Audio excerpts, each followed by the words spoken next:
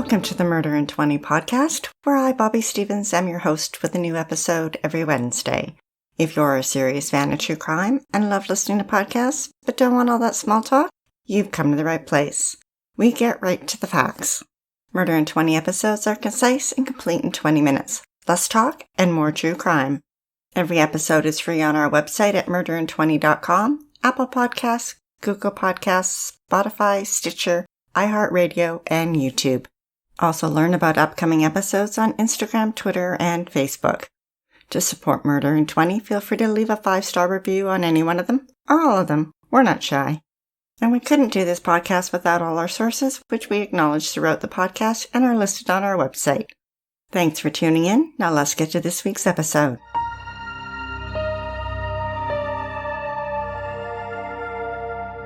Please note this episode contains details of child abuse that some may find difficult.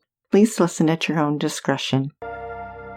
Salisbury is a small town on the east coast of the U.S. that had a population of 33,000 when young Erica Parsons disappeared in 2011.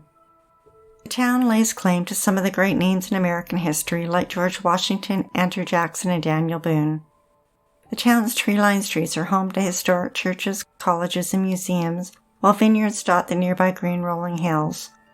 Downtown, the Amtrak trains squeal on the steel tracks as they speed away to big cities like New York, Washington, and New Orleans, but unfortunately, Erica would never get the chance to escape to a big city. Erica had chocolate hair and dark brown eyes to match. She was born February 24, 1998, in Concord, North Carolina, to a single mother, Carolyn, who already had 3 children. Carolyn couldn't afford to raise a 4th child, and Erica's father, Billy Goodman, was out of the picture, and Carolyn didn't want Erica to suffer the same struggles she did growing up in foster care and homeless shelters. So when Erica was 5 months old, she went to live with Carolyn's brother, Sandy Parsons, and his wife, Casey, a short 30-minute drive away in Salisbury, North Carolina. In 2000, it should have been happily ever after when Sandy and Casey adopted Erica, but sadly this fairy tale involved an abusive adoptive father and a wicked stepmother who enacted horrible mental and physical abuse on Erica her entire short life. Sandy and Casey had 3 other children who enjoyed a normal life, but not for Erica. For some unknown reason, she was singled out to suffer their abuse. She was homeschooled and isolated from other children. She was slightly hearing impaired, was developmentally disabled, and her body malnourished. According to the Charlotte Observer, on November 19, 2011, at her family home on Miller Chapel Road, Erica was being punished and forced to stand in a corner. Her brother, 19-year-old Jamie Parsons, said she looked like a zombie. Her face was pale, and she said she wasn't feeling good and couldn't breathe. Her adopted mother, Casey, heard this and told Erica to shut up. That was the last time Jamie saw his sister. The next morning when Jamie awoke, Erica was gone, and so were his parents. He felt something wasn't right, and when his parents returned later in the day, he described his mama as looking normal, but his daddy had a blank stare. When Jamie asked Casey where Erica was, she replied she'd gone to live with her grandmother. Irene Goodman, or Nan as she was referred to, lived 130 miles away in Asheville, North Carolina. It had been almost 2 years since Jamie saw sister Erica, when he had a big fight with his parents and they forced him to leave the house. Jamie responded by reporting Erica missing to the Romans County Sheriff's Office. It was July 30th, 2013. He told police about the abuse Erica suffered at the hands of her parents and that he believed they had killed her and buried her in the backyard. Multiple law enforcement agencies from local, state, and federal jurisdictions participated in the search for Erica, and during their investigation conducted interviews, property searches, and looked for the mysterious grandmother Nan. From the beginning, police didn't believe Sandy and Casey's story of Nan, even when Erica's mom Casey declared in an interview with WBTV that Erica wasn't missing, stating that she was at Nan's house and declared she had just talked to Erica in February of 2012, shortly before her 14th birthday, and that she was fine.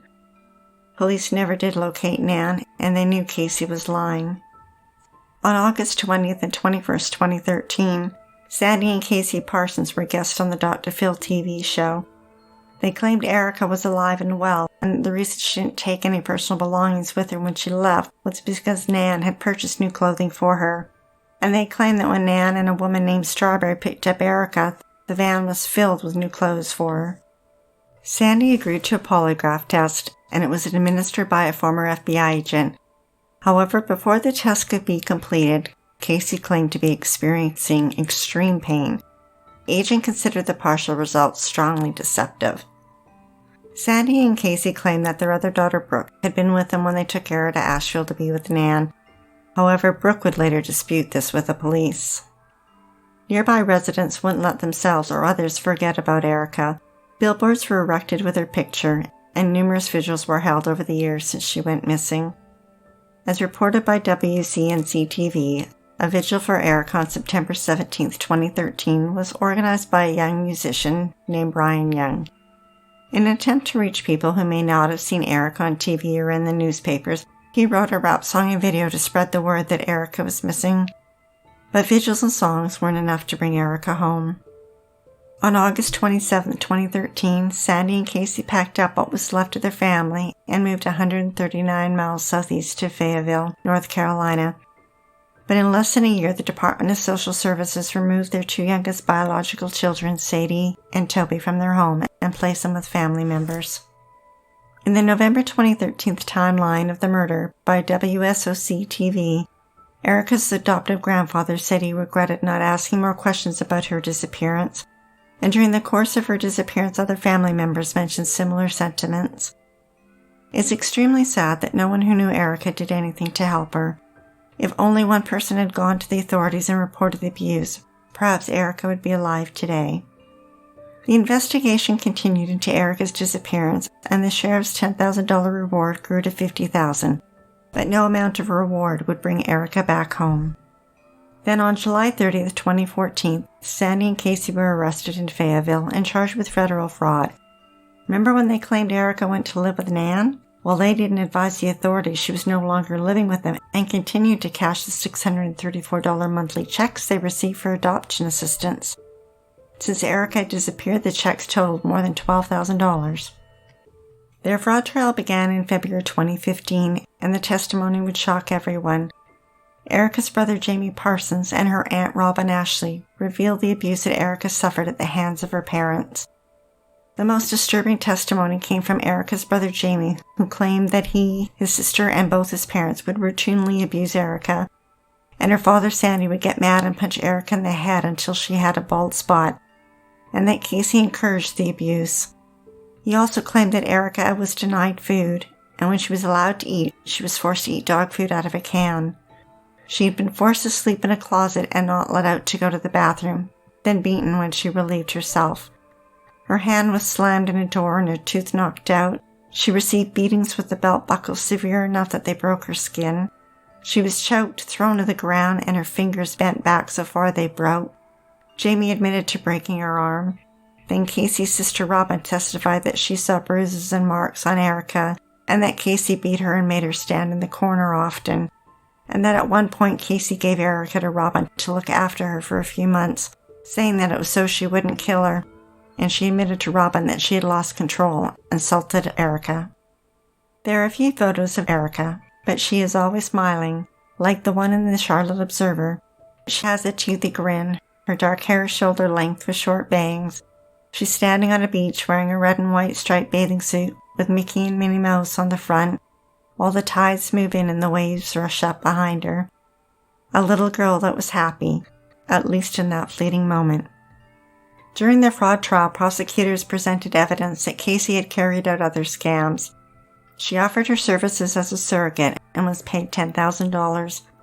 After she got the money, she told the mother-to-be that she had miscarried, but she was still pregnant. Casey went on to scam two other couples who thought they were adopting the baby. She then tried to sell the baby to her sister Robin. Fortunately, Robin had a conscience and contacted the first mother-to-be to let her know Casey was still pregnant, and she went to the police and eventually got custody of the baby when it was born. Both Sandy and Casey were convicted of fraud. On March 26, 2015, Judge Thomas Schroeder sentenced Casey to 10 years in prison along with $41,000 in restitution, and sentenced Sandy to 8 years in prison and $14,000 in restitution. Casey was sent to Carswell Federal Medical Center in Texas, while Sandy was sent to Butner Federal Prison in North Carolina. As reported by WBTV, The judge described Erica Parsons as a defenseless little girl who only wanted to be loved, but instead was the victim of extreme abuse, and that he believed Erica died in 2011 in a horrible, horrible act committed in the dark of night. In September, 2 of Salisbury's residents took it upon themselves to contact Robert Larson of Canine Specialties to bring his dog to Salisbury to search for Erica. Shannon Moss and Wanda Rogers had no association with the police investigation or even knew Erica, but felt a deep need to do what they could to locate a little girl. They, along with others, privately donated funds for the search to find Erica. As reported by WBTV, Wanda said, "We don't want people to forget she's still missing. She's not been found. We've got to find her. She is a human being. If something really bad happened to her, she's been thrown away like a piece of trash, and she's not a piece of trash. She's a little girl. She deserves to be found, and I'm not giving up."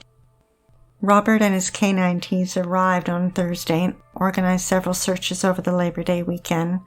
Sadly, they did not find Erica. In August 2016, Erica had been missing for almost 5 years, and investigators hadn't given up on finding her. When, in an unexpected twist, Sandy admitted to police that Erica was dead. He described the abuse she'd endured at the hands of her parents and her family, and told them where they could find her little body. As reported by Fox News in Charlotte, Sandy told the district attorney, "Casey told me that Erica had died. Casey said Erica committed suicide with pills. Before I woke up, Casey had already put Erica's body inside 2 plastic trash bags, which were inside a plastic tote." And when Sandy asked Casey why Erica didn't sting, she says that she'd poured bleach all over her. Sandy told them that on December 19, 2011, Erica had been buried in a small grave on his mother's property nearby in Pageland, South Carolina. On September 20th, the judge issued an order allowing an escort team to take custody of Sandy and transport him from Butner Prison to Pageland to lead investigators to Erica's grave. On September 26, Sandy led them to Erica. WBTV reported that the guards who took him into the woods were in and out within a minute, and within 30 to 45 minutes, a cadaver dog confirmed where little Erica was buried. Investigators immediately began collecting evidence. All that were left were Erica's skull and bones. She had been buried naked. A cold ending for a child who'd endured so much evil and pain in her short life. Sandy reportedly was crying when he returned to the police car. It's unknown if those tears were for Erica or for himself. On Saturday, 25, 2017, the First Baptist Church in Salisbury held a funeral for Erica. Her tiny white casket, draped in spring flowers in pink, purple, and white. Pastor Dave Kenneth Lance, who officiated, said, "This is such a tragic story. Our community, our law enforcement, they need closure. They need to say that this life mattered. Though most of us never met Erica Parsons, we have a responsibility to protect and make sure that they flourish, and she's a symbol of that and a reminder of our responsibility as a community to do just that." Erica is buried at the West Lawn Memorial Park in China Grove. Her funeral and headstone were graciously donated. Her name is engraved boldly on the granite headstone, topped by a bench seat, where a life-size granite angel sits on one side, stoic with her left hand resting on Erica's headstone. Her wings are spread wide to protect a little girl so that she may rest in peace. Detectives of the sheriff's office delivered the skeletal remains of an adolescent girl to the coroner. The bags and envelopes contained most of Erica's remains, but not all. Some bones were missing.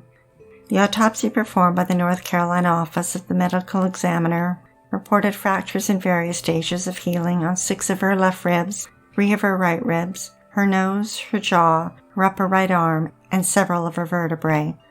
Fractures which were found to be consistent with multiple blunt injuries over a prolonged period of time. The growth deficit and low bone density were consistent with malnourishment.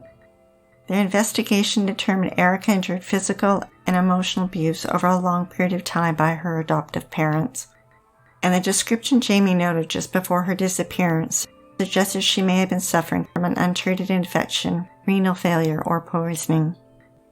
Erica was last seen by a pediatrician in September 2014 when she was 6 years old, and at that time the doctor had expressed concern for her poor growth. The autopsy concluded that Erica died of homicidal violence of undetermined means. The Sheriff's Office received the autopsy report on January 9, 2018, and within 6 weeks completed their investigation, which led to criminal charges. On February 19th, a grand jury indicted Sandy and Casey on first-degree murder, felony child abuse inflicting serious injury, felony concealment of death, and felony obstruction of justice. Prosecutors were seeking the death penalty for both Sandy and Casey. On August 2, 2019, almost 6 years since Erica was killed, a plea deal was reached with Casey Parsons. She pled guilty to first-degree murder. In a photo featured in the Charlotte Observer, Casey is wearing a black t-shirt emblazoned with the phrase, "Hunter, caution, may be loaded." That phrase couldn't have been a more accurate description of a murderer. Erica was the prey and Casey hunted her in her own home, kept her captive, and killed her. WCNC in Charlotte reported that during her court appearance, Casey said she failed Erica. "In the end, I failed her by choosing one child over another child. I want to say I'm sorry to God and to Erica. God gave me a precious gift, a baby girl Erica, and he trusted me to take care of her, and I failed him, and I failed Erica. I failed her horribly." Casey did not mention the pain, the cruelty, or the abuse, or why she had to choose one child over another. Casey was sentenced to life without possibility of parole and will serve 23 years in addition to her 10 years for fraud.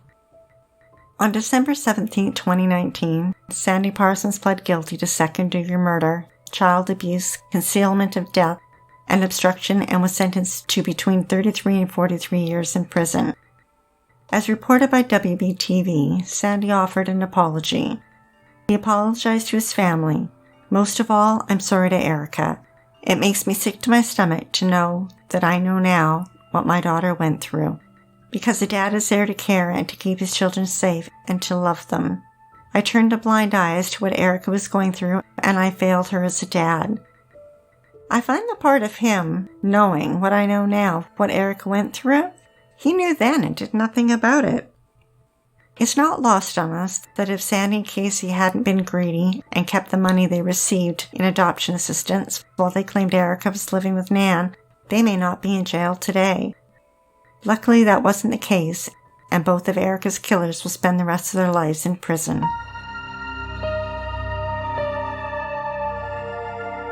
Thanks for listening to Murder in 20, with less talk and more true crime. Be sure to tune in next Wednesday for the episode of Russell Williams, who hid in plain sight as one of Canada's highest-ranking military members. As the commander-in-chief at the country's largest military base, no one suspected him of committing 82 break-ins, let alone murder. He was on his way to becoming a serial killer when he was stopped dead in his tracks. We'd like to acknowledge Purple Planet for use of their music and our many editorial sources who are listed on our website. If you're dying to hear more, past episodes of Murder in 20 are available for free at murderin20.com, Apple Podcasts, Google Podcasts, Spotify, Stitcher, iHeartRadio, and YouTube. And every week we announce upcoming episodes on Instagram, Twitter, and Facebook. Until then, stay safe, sleep with the lights on, and don't play with strangers.